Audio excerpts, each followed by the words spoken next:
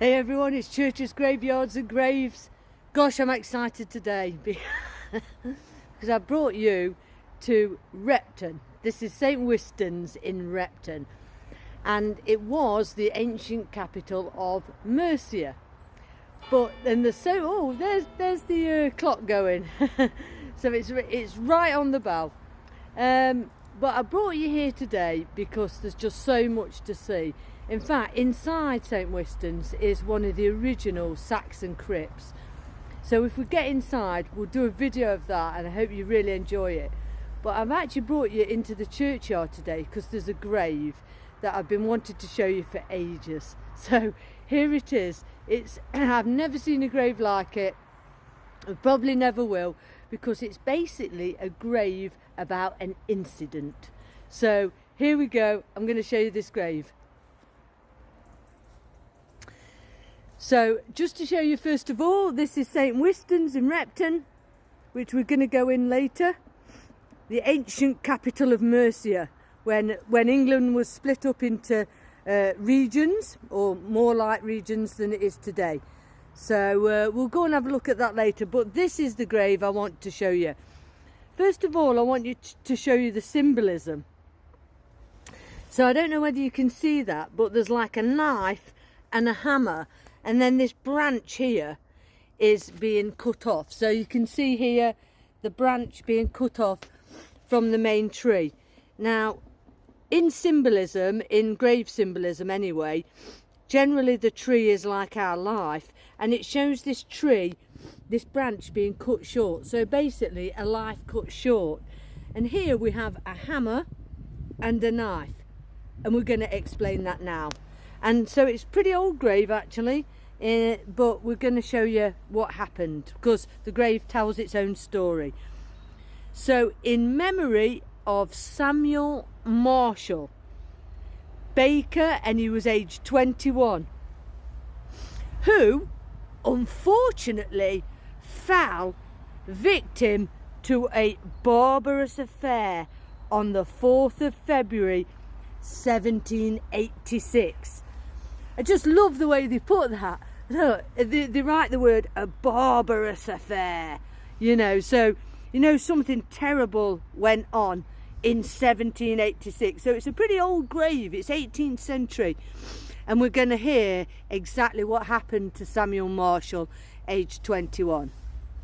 It says here, "By murderous hand my thread of life was broke. Dreadful the hour and terrible the stroke. Repent, thou wicked spoiler of my youth.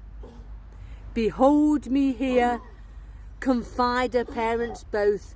See from thy bloody hand what woes," I think that says, "arise, while calls for vengeance pierce the lofty skies. Thou too must suffer, though thou seep the laws, for God is just and will avenge my cause."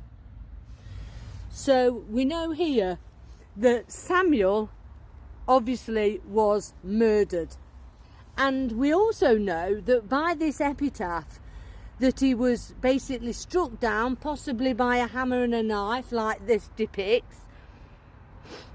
But his murderer or his assassin was never caught, because we've got here, "Thou too much suffer that thou escape the laws, for God is just and will avenge my cause." So this whole grave is about his vengeance, really. He's saying, yeah, okay, you got away with it in life, but we know that God is just, and therefore you're not necessarily going to get away with it when you get into eternity. So he really believes that. So we don't exactly know why the murderer got off. Maybe they were rich, maybe it was manslaughter. We don't know that incident from this grave. But what we do know is that they did escape the law at the time. But Samuel believes in justice in the afterlife, and he wants to tell everyone on this grave just exactly what happened.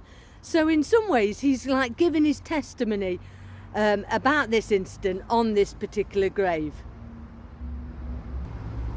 So I hope you found that interesting.